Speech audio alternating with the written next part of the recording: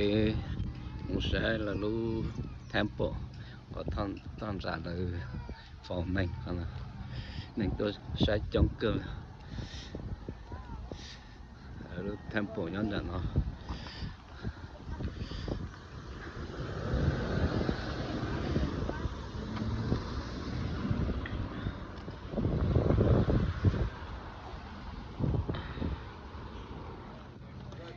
Gamon itu $1 sẽ là lũ quạch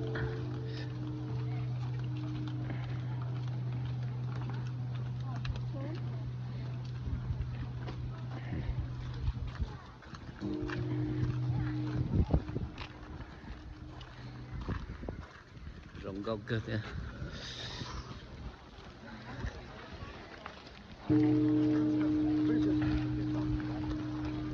Was it gift card?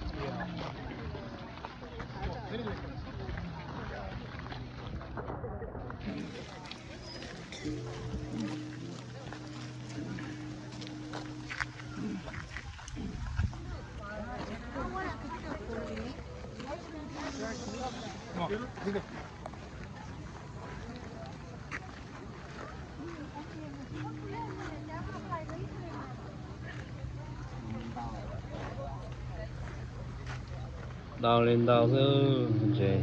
goldfish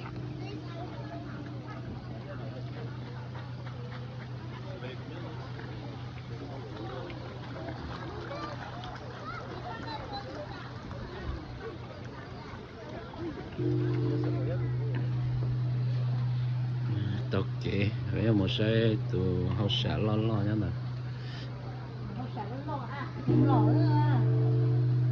từ hậu xả đúng lò hậu xả rong lên nó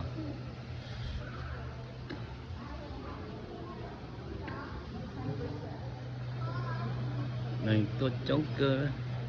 xong lại cho kê nào xem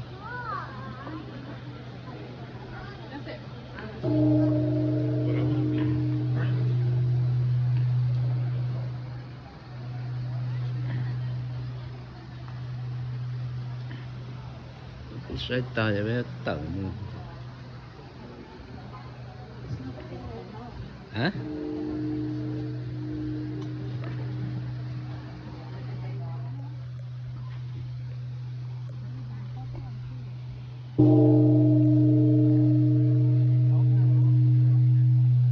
chọc kì rồi ăn gầy một hậu lúc tao nó lúc bèo lại bên đảo lên theo đảo Forget it. I don't really want